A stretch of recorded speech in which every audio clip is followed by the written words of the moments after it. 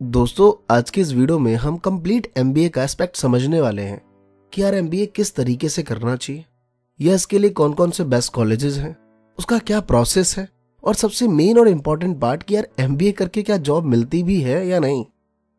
आप किसी भी 10 स्टूडेंट से मिलिए, उनसे कहिए कि यार एमबीए कर ले, उसका एक रिप्लाई जरूर आएगा उनमें से 8 या 7 लोगों का कि अबे चल एमबीए तो हर कोई कर रहा है। ये बात अगर इतने लोग कह रहे हैं तो यार कुछ ना कुछ तो बात होगी। शायद वो सही वे में नहीं कह पा रहे, लेकिन कुछ ना कुछ तो बात है। तो ये समझने की बात है दोस्तों। आज मैंने इस वीडियो में कंप्लीट इन सारी चीजों पे, आज पूरा कंप्लीट एमबीए का प्रोसेस पे डिटेल करने की कोशिश की है। तो दोस्तों बने रहिए आप हमारे साथ। और दोस्तों अभी तक आपने हमारा ये चैनल सब्सक्राइब नहीं किया है तो प्लीज सब्सक्राइब करिए, क्योंकि यहाँ पे आपको regular smart study skills, motivational videos और एजुकेशन न्यूज से रिलेटेड वीडियोस मिलते हैं। तो नमस्कार दोस्तों, मेरा नाम है अमरीश और स्वागत है आप सभी का महात्मा जी टेक्निकल में। दोस्तों ये बात राइट है कि एमबीए बहुत से लोग कर रहे हैं और उनको यार सही जॉब नहीं मिल रही। मतलब इतना पैसा खर्च किया लेकिन एक जॉब अगर स्टार्ट भी हो रही है तो 10,000 12,000 इस टाइप से, कि यार सिर्फ हम एमबीए कर रहे हैं, मतलब सिर्फ एमबीए करने जा रहे हैं, कुछ सीखने नहीं जा रहे हैं वहां पे, मतलब वहां डिग्री ले ली। क्योंकि एमबीए का क्या है कि ये कोई पर्टिकुलर कॉलेज नहीं है जो आपको एक डिग्री दे देगा। एमबीए जितने भी मास्टर्स डिग्री कॉलेजेस हैं उन सब के पास अथॉरिटी है कि वो आपको एमबीए की डिग्री दे सकते हैं। इसके लिए पार्ट टाइम, फुल टाइम या ऑनलाइन कोर्सेज भी चलते हैं। आपने वहां से ज्वाइन किया और आप एमबीए हो गए। अब वो बंदा जहां भी जाएगा बोले अबे क्या कर रखा है तूने, एमबीए ले। अब उसने एमबीए को बदनाम कर दिया, क्योंकि नॉलेज उसे रत्ती भर की नहीं है, लेकिन वो उसने क्या कर रखा है, एमबीए। और वो 10 लोगों से मिल चुका है और 10 लोगों को क्या पता है कि इसने एमबीए कर रखा है। क्या किया? क्योंकि कोई हर एक डिटेल नहीं जानना चाहता, बस उसने एमबीए किया और उसको जॉब नहीं मिल रही। ये बात ऐसी फैल गई मार्केट में कि ये एमबीए हो गया बदनाम। लेकिन जो लोग जानते हैं, समझते हैं, वो चुपचाप अपना काम करते हैं और अच्छे पैकेजेस लेके इंडिया या फिर आउट ऑफ इंडिया जाके अच्छा खासा लाइफ सेटल करके बैठे हुए हैं। या फिर कहीं ना कहीं उन लोगों ने जॉब छोड़ के अपना एक बिजनेस स्टार्ट किया है, क्योंकि उनको मैनेजमेंट के बारे में कंप्लीट नॉलेज है। दोस्तों मैं एक बात क्लियर कर दूं कि मैनेजमेंट का मतलब वो होता है जो चीनी को हीरा बता के बेच दे।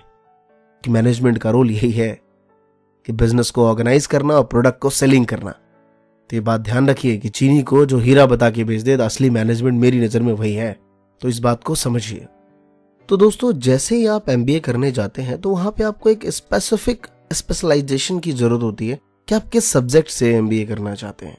लाइक क्या आप मार्केटिंग से करना चाहते हैं, फाइनेंस से करना चाहते हैं, एचआर से करना चाहते हैं, ह्यूमन रिसोर्सेज से, क्या आप रूरल मैनेजमेंट से करना चाहते हैं, रिटेल मैनेजमेंट से करना चाहते हैं, property, systematic, logistic, property, traders, business analytics.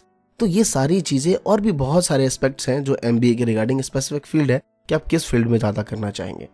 अब मुझसे पूछेंगे कि सबसे ज्यादा पॉपुलर क्या रहता है, तो मार्केटिंग इसका पॉपुलर है, एचआर पॉपुलर है, फाइनेंस पॉपुलर है। पॉपुलर तो सारे ही सब्जेक्ट हैं, डिपेंड करता है कि आपका इंटरेस्ट किस चीज में है। तो ये सारे सब्जेक्ट्स हैं जिसमें आप स्पेशलाइजेशन कर सकते हैं। उसके बाद दोस्तों बात करते हैं एलिजिबिलिटी की। तो दोस्तों एलिजिबिलिटी के लिए मैं आपको रिक्वेस्ट करूंगा कि अगर आप 12th के स्टूडेंट हैं, अगर आप किसी कॉलेज में जहां से आप बीकॉम कर पा रहे हैं, तो मैं रिक्वेस्ट करूंगा कि आप नॉर्मल बीकॉम करिए। कॉलेज जाइए, थोड़ा एंजॉय करिए। कॉलेज में यार बहुत कुछ सीखने को मिलता है, हमें नए नए लोग मिलते हैं, नए नए जॉब्स के बारे में पता चलता है। तो आप पहले वहां जाइए, अच्छा सा पहले बीकॉम करिए। और जो लोग बीकॉम कर रखा है तो आप बीकॉम तो उन्होंने कर ही लिया, किसी भी फील्ड से हैं आप। अगर आप बीबीए के थ्रू कर रहे हैं तो फिर कोई बात ही नहीं है। तो जैसे ही आप बीकॉम कर लेते हैं तो उसके बाद आप पहले बिना कोई प्राइवेट कॉलेजेस के सबसे पहले आप कुछ एंट्रेंस टेस्ट दीजिए, जैसे कि कैट हो गया, जीमैट हो गया, और भी बहुत सारे एंट्रेंस जो है इससे रिलेटेड वो हैं। बट पॉपुलर जो है वो ये 2 हैं। मैं इनमें भी डिटेल करना चाहूंगा कि जो बच्चे माइंड सेट है कि भाई मेरे को कैट करना है, जीमैट करना है, अगर इसमें कंफ्यूजन है आपका, तो मैं आपसे कहूंगा कि आप कैट की प्रिपरेशन करिए, क्योंकि कैट की प्रिपरेशन करते हैं तो आप जीमैट का ऑलरेडी आपका हो जाता है।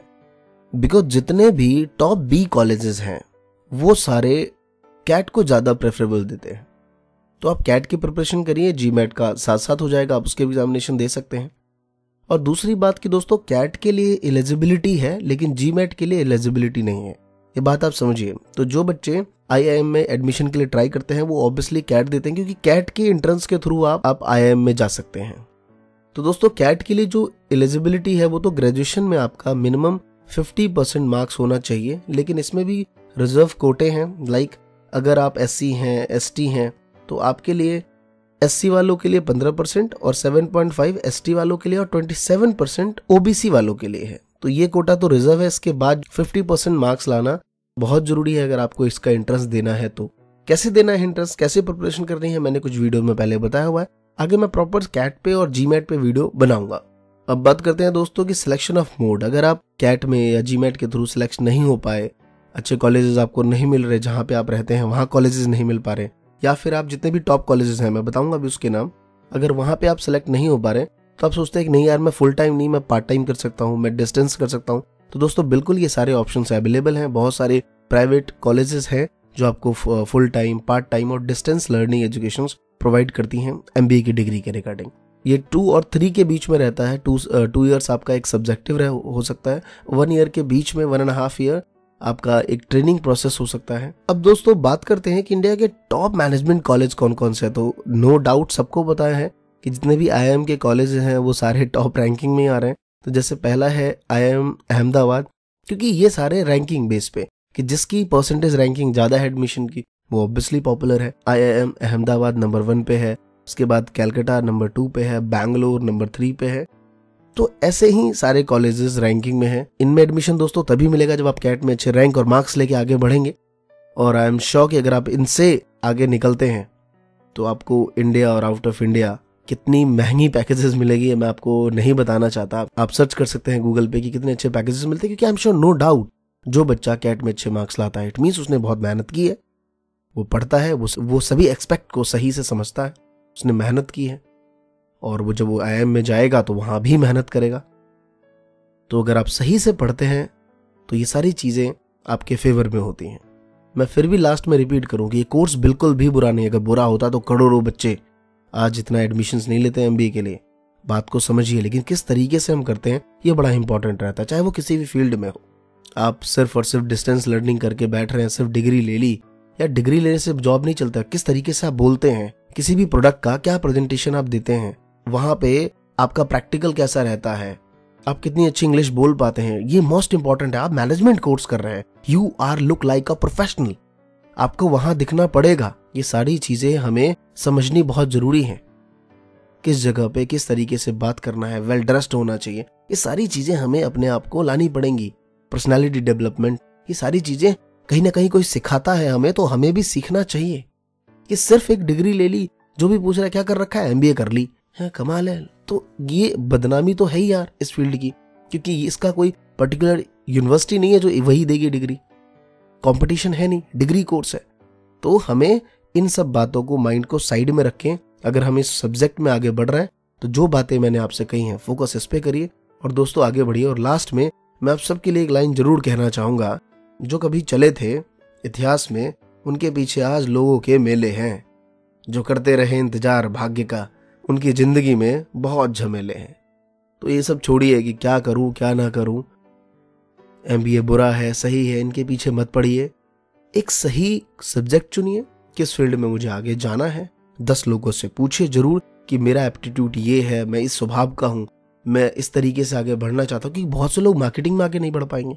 मान लीजिए आपका एक शांत स्वभाव है, एप्टीट्यूड टेस्ट का मतलब यही है कि अगर आपका एक शांत स्वभाव है तो आप यहाँ मार्केटिंग में नहीं जा सकते। अब 100 में से एक बच्चा निकल गया तो हम उस एक के नहीं 99 को देखना पड़ेगा कि हमारा एप्टीट्यूड कैसा। अगर हम ज्यादा बोलते हैं, बोलने स्वभाव के हैं, हर चीज को सही से रिप्रेजेंट कर पाते हैं तो मार्केटिंग में जाइए। आप चुपचाप बैठना पसंद करते हैं तो फाइनेंस में पहुंच जाइए। HR में अगर आप लोगों को समझना जानते हैं तो HR फील्ड में जाइए। ये सारी बातें हैं दोस्तों इनसे रिलेटेड।